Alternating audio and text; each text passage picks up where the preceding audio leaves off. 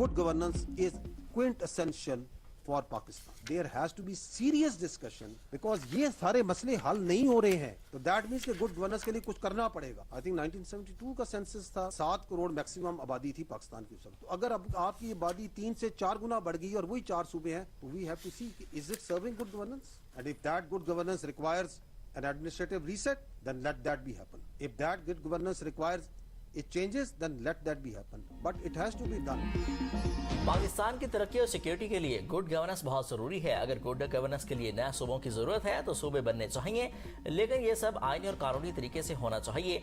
DG ISPR lieutenant general Ahmed Sharif Chaudhry की press briefing, कहा कि नेशनल एक्शन प्लान में सिर्फ एक नुक्ता फौजी कार्रवाई का है, बाकी सब निकात गुड गवर्नेंस पर इन्हिसार करते हैं। ये सियासतदानों ने फैसला करना है कि गवर्नेंस कैसे बेहतर करनी है। नेशनल एक्शन प्लान के 12 निकात पर अमल नहीं हो रहा तो इसका मतलब है कि गुड गवर्नेंस के लिए कुछ करना पड़ेगा। 1972 में 7 करोड़ आबादी थी, 4 सूबे थे, अब 25 करोड़ आबादी है लेकिन 4 ही सूबे हैं, तो क्या इससे गुड गवर्नेंस हो रही है? ये बहस और फैसले सियासतदानों ने करने हैं। अवाम की मर्जी के मुताबिक इसका फैसला होना चाहिए। अवाम की मर्जी सबसे पहले है। अच्छी हुक्मरानी पाकिस्तान के अवाम का हक है, उन्हें इसकी जरूरत है। पाकिस्तान का नौजवान एक पढ़ा लिखा नौजवान है। पाकिस्तान और आइन और कानून सबके लिए बराबर है। क्या हम हार्ड स्टेट हैं? नहीं, हार्ड स्टेट वो होती है जिसमें तमाम मामलात आइन और कानून के मुताबिक हों। हार्ड स्टेट का हरगिज ये मतलब नहीं कि मिलिट्री रियासत को चला रही है। हम सब की जिम्मेदारी है कि रियासत के साथ वफादार हों।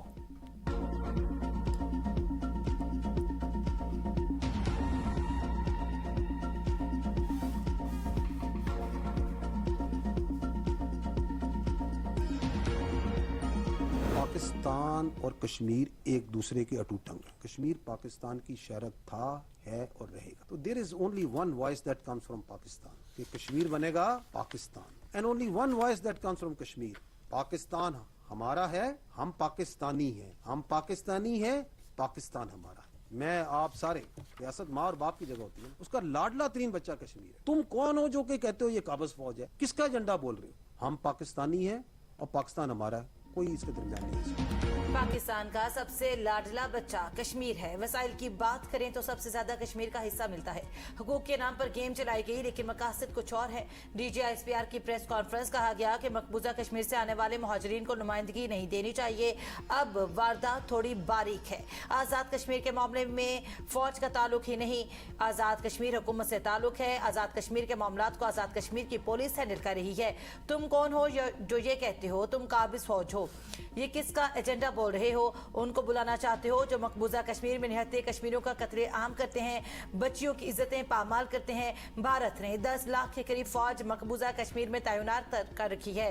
कोई एक गांव से दूसरे गांव NOC के बगैर नहीं जा सकता। इसके बावजूद भारत कश्मीरियों की पाकिस्तान से मोहब्बत खत्म नहीं कर सका। हम मुहफ्फिज़ हरमैन शरीफैन हैं। कश्मीरियों की एक बड़ी तादाद पाक फौज में खिदमत सर अंजाम दे रही है, पाकिस्तान के लिए कुर्बानियां दे रहे हैं। हमने पूंछ और रावलाकोट में बहादुर लोगों की कहानियां सुनी हैं। कश्मीर पाकिस्तान की शहरत थी और रहेगी। कश्मीर से आज भी एक ही आवाज उठती है कि पाकिस्तान हमारा है और हम पाकिस्तानी हैं।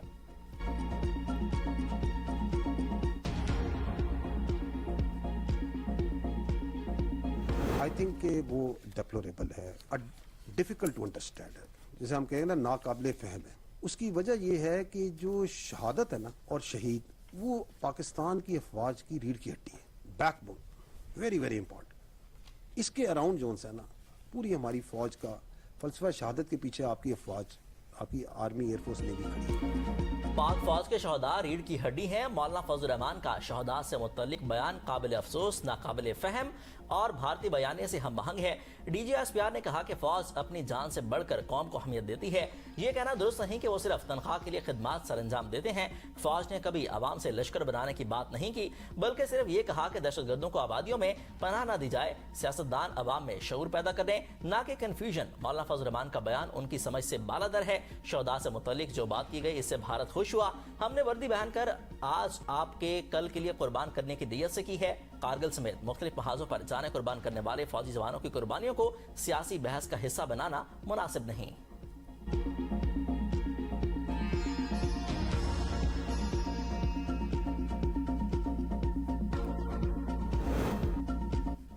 बलूचिस्तान में अलमनाक सानिया एक और कान बैठ गई। रोजी की तलाश में घर से दूर जाने वाले 34 मजदूर लुकमे अजल बन गए।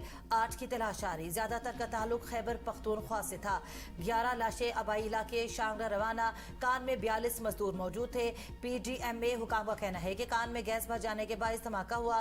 कान का एक हिस्सा मुनदिम होने से मुतादिद कानकुन मलबे तले दब गए। भारी मशीनरी और खुसूसी आलात की मदद से मलबा हटाने का काम जारी। वज़ीर आला बलूचिस्तान ने नोटिस लेते हुए महकमा माइंस एंड मिनरल से रिपोर्ट तलब कर ली। जहां कानकुनों के लवाहिकीन को 5-5 लाख देने का ऐलान। सदर मुमलिकत, वज़ीर आज़म, वज़ीर दाखिला और वज़राए आला समेत दीगर शख्सियात का सानहे पर गहरे दुख और अफसोस का इजहार।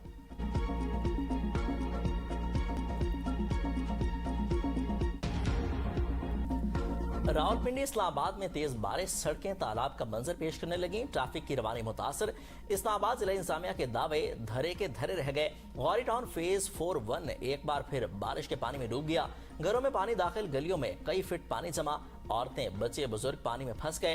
पार्क रोड, लहतर अरोड़ा और बनी गाला में भी सैलाबी सूरत हाल। रावलपिंडी के नशीबी इलाके ज़ेर आब, पानी गलियों और घरों में दाखिल। शहरियों को मुश्किलात का सामना।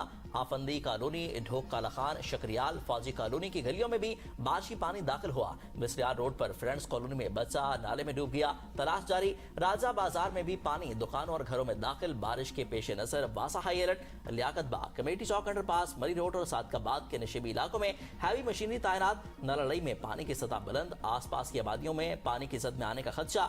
बाराको मरी रोड पर भी शदीद बारिश के बाद अठाल चौक और नई आबादी रोड पानी में डूब गए। पानी दुकानों और घरों में दाखिल होने से शहरियों का कीमती सामान तबाह हो गया। शहरियों का सीडी और जिला इंतजामिया से फौरी तौर पर पानी की निकासी और मुस्तकिल हल के लिए इकदाम करने का मुतालबा।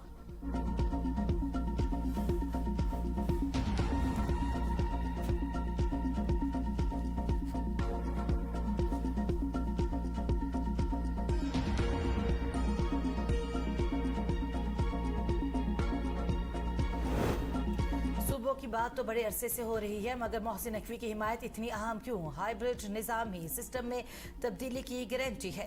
वज़ीर दाखिला मोहसिन नकवी के बाद वज़ीर दिफा ख्वाजा से भी बोल पड़े। कहा 2-3 माह में अहम फैसले हो जाएंगे। अगला इलेक्शन नए स्ट्रक्चर के तहत हो सकता है। नए सूबों पर सब मान जाएंगे। मुल्क में कोई भी सूबा लिसानियत के नाम पर नहीं होना चाहिए। लिसानी बुनियाद पर सूबे बनाएंगे तो नया पेंडोरा बॉक्स खुलेगा। नए इंतजामी यूनिट से मुतालिक मौजू पहले ही ज़ेर बहस आ चुके। मेरी ज़ाती राय में कराची और गवादर विफाक के पास होने चाहिए। अलीम खान रंगबाजी ना करे। उन्होंने अब तक कौन सा प्रपोजल दिया है? अलीम खान 4 बंदों के साथ हमारी पार्टी में शामिल हैं। उनकी सियासी हैसियत क्या है? वो जिस थाली में खा रहे हैं उसी में छेद कर रहे हैं। अलीम खान की काबीना में शमूलियत कोई मजबूरी नहीं। उनकी मजबूरी को 2-3 दिन में ठीक किया जा सकता है।